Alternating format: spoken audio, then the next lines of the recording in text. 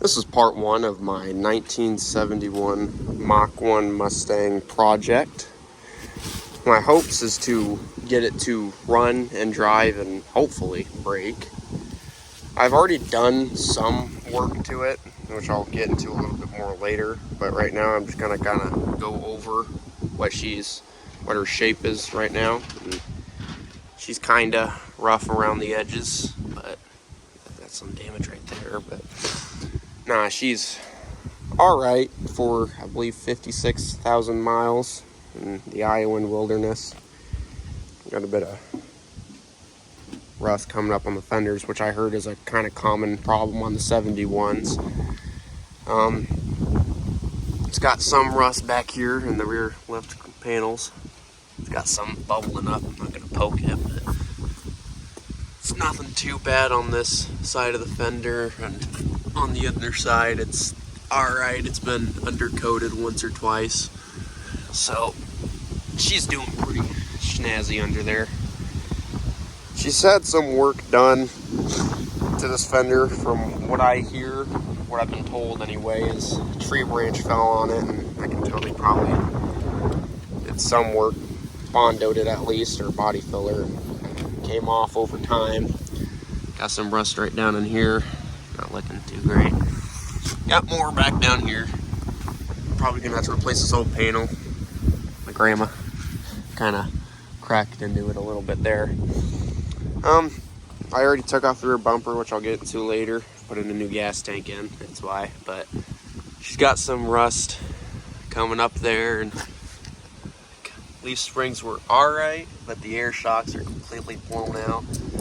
Grandpa had a nice pair of Kraggers on it, rims, and big old tires in the back, but yeah, they're no good now. A little bit more bubbling up here, rust coming through, but it ain't too bad. Here's bad. Yeah, I don't know.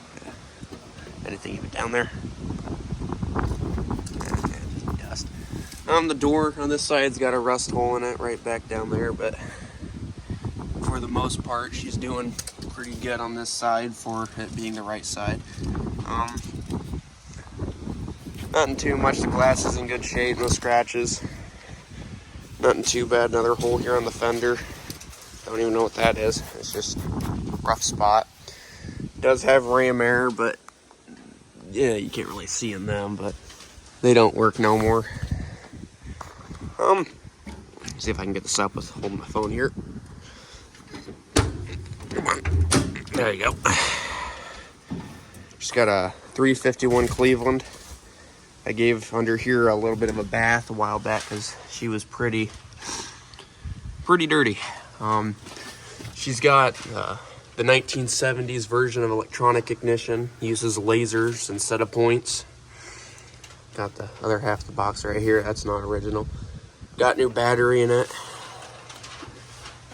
Got new air filter in it. We're gonna get to this part here in a second. So when I say I've done some stuff to it, give me a second. Got a new carburetor in it. Holly 500 2-barrel. Nothing too special, but it's just what the car came with. It's what the engine was rebuilt around because my grandpa rebuilt it way back when. It's been cammed, I don't know, or it's got a .656 lift. He balanced it, blueprinted it, gave it the whole workaround, and the guy at the speed shop said that this carburetor would pretty much fit it perfectly because if you put a 4-barrel on it, it would just be wasting gas. So my grandpa happily obliged that. No one wants to waste gas. Put a new fuel pump on it and filter and lines because those are all crummy and yucky, and well, the pump wasn't even trying. The old one, anyhow.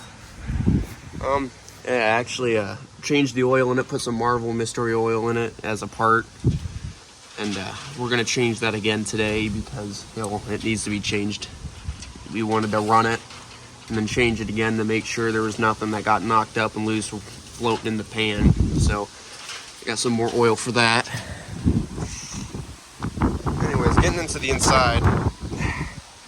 Interior's not perfect by any means. There was some mice in here, but I cleaned all that out. obviously we came back a little bit. Back seat's pretty good. And my grandpa had to tear it out because the trunk lock broke, so he had to get through the back to get in. It's got a 3-speed Hertz transmission. This is a base model Mach 1. Nothing too special on it. It was very simple, nothing special. No power windows, nothing of that. Now we see nothing. The radio doesn't work. I've already tried that. No original steering wheel because the old one broke. Clutch does work because my grandpa replaced it. This is his car, but yeah, brakes are gone. We are gonna have to replace the choke cable today too because the old one was locked up.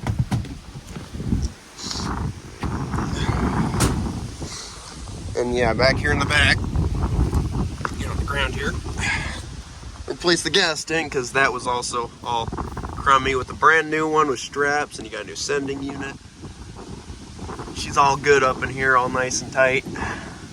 Replace this. The fuel gauge actually still works, which is kind of nice one. I replaced it, but I wasn't expecting the actual inside the gauge cluster to work. I don't know where to get replacement for this. It needs it. I gave it a good cleaning, but it needs it. So yeah, as I said earlier, my grandpa had to get through the back seat to open this, and that's because the lock's crappy and the keys don't work, and either A, he lost it, or the key on the keychain isn't the right one. Here in the back, we got a few rims that I'm going to assume went to this, but I have no clue.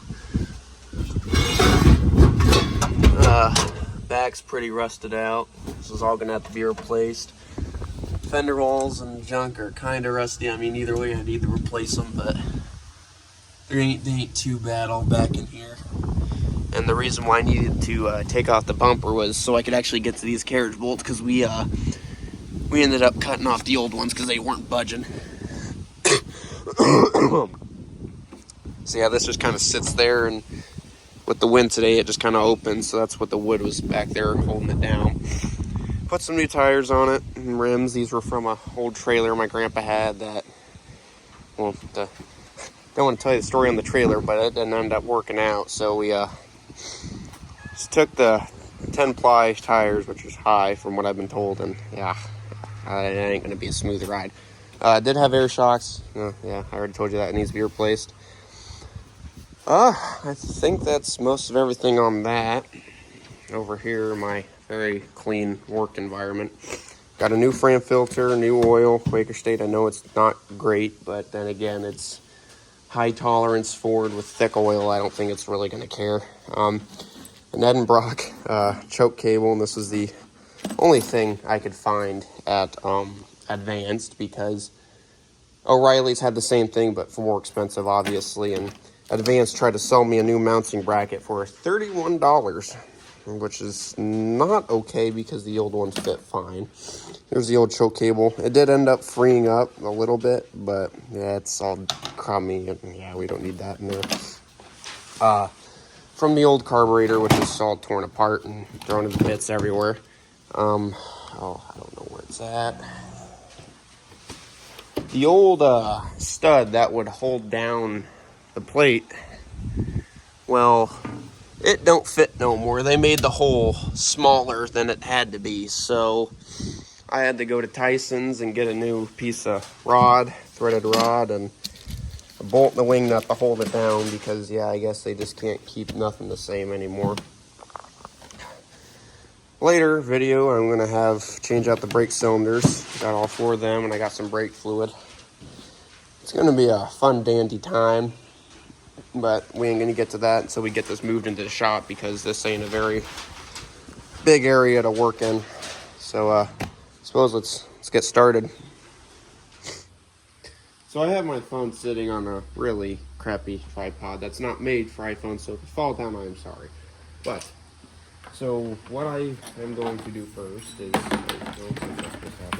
I'm going to put the bracket actually on the choke cable. So we're just going to kind of get that looped around here. Come out of frame here for a second. So we got that on to where it's supposed to be, and now we need to get, oh no, I dropped it. We're gonna get the lock washer and that put on next, which I need to hold that. It's a lot harder than it has to be. Should be really simple.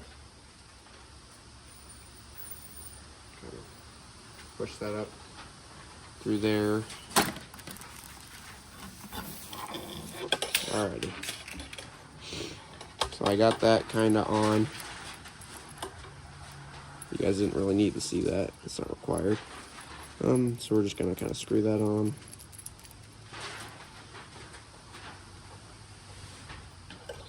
I don't really care. I suppose we can keep it like that. Which way the writing's facing? Please fit. Oh, you do. Why don't you look at that? All right. I don't know how I'm really gonna tighten this. That'll be good now. All right. So we got the bracket on. We got the screws right here. 1, 2.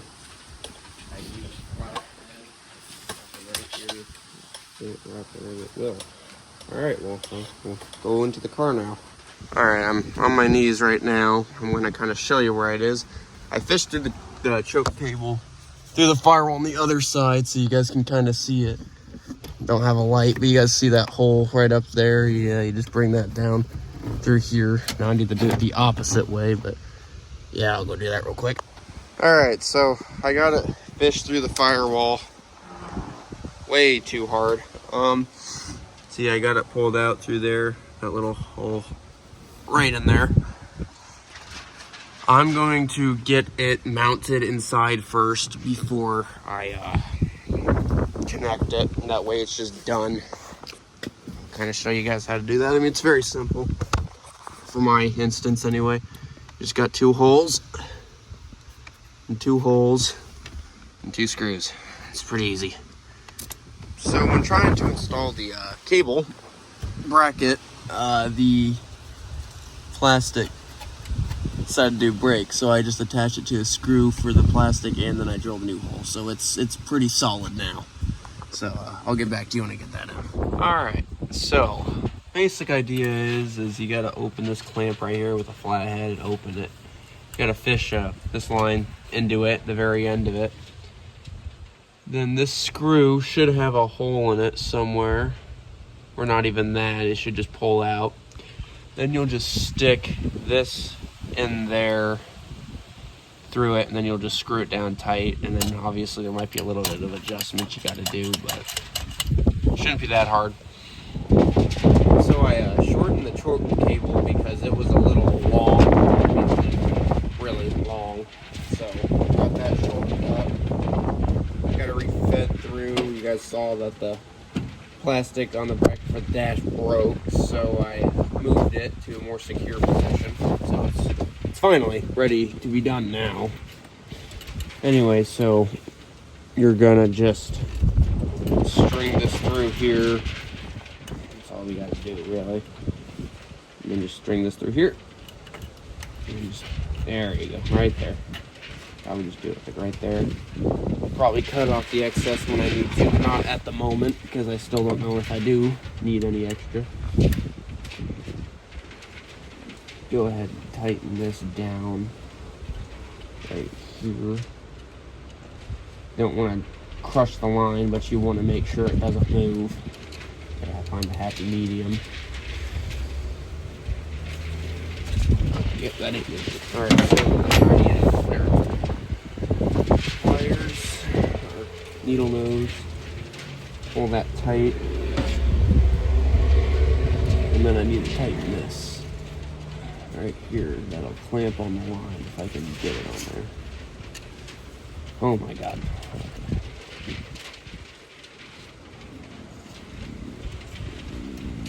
I hate flat. It's so much harder. Flat heads. That should be good enough right there. Alright, so it should work as intended. I'm hoping.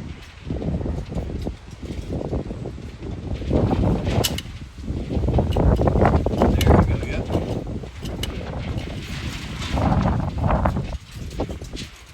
how you do that. Moving on to probably the oil next.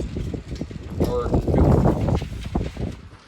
alright, so we need to now make the rod that holds on the top plate of the air cleaner. So here's the old one. It's too big. I don't know why they decided to change it, but they did, so.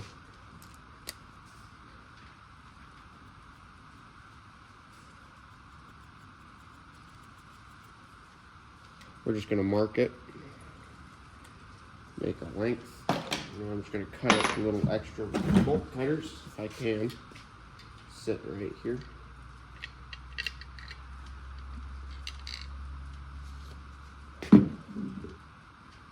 There you go. There you go. That. So we got this now. It's a little crummy end. I'm just gonna kind of clean it up a little bit on the grinder, and then I'm gonna dye it so that way it's threaded and there's no burrs in the threads. Although it don't look that bad, actually. I don't know. Either way, I need to clean it up, so we'll do that. All right, so I got the new stud in there. I screwed down the bolt. The reason why I didn't do it on camera is because it was a hassle and a half to get it on, because it just didn't want to screw in, so I had to use pliers.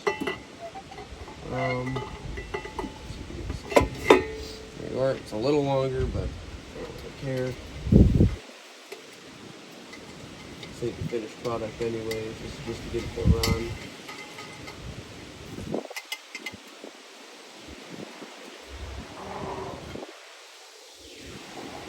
There you go.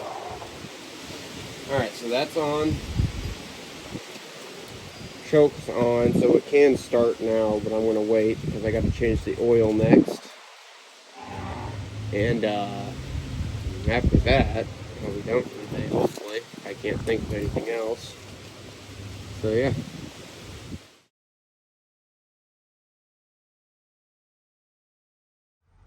So it's a new day. I had something come up yesterday, but today I grabbed some new Autolite spark plugs to put into her, and I'm not really going to film this part because A, I don't have the time, and B, I feel like everyone knows how to put spark plugs in.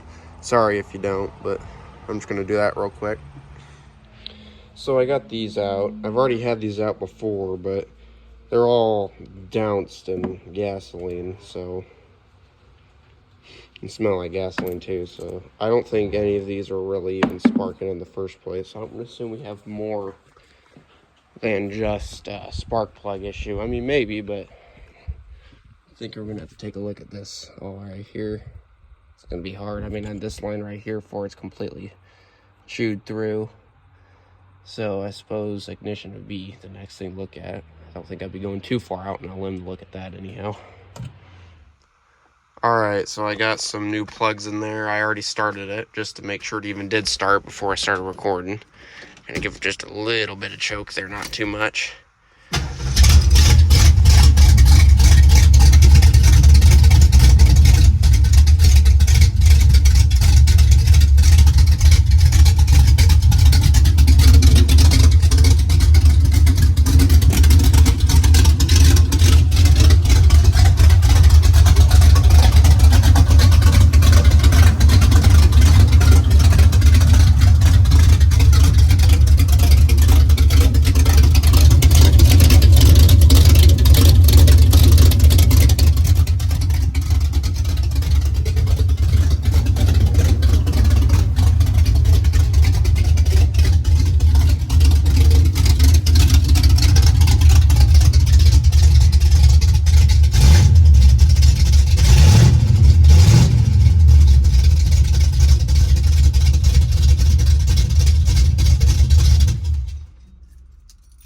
Go. Runs pretty good now.